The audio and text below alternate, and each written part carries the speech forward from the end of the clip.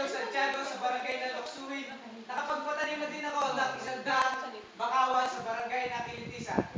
At higit sa lahat, nakapagpatanim na rin ako ng 100 puno ng nara, ng akasya at puno ng kulawin sa aking 6 na hektaryang lupain.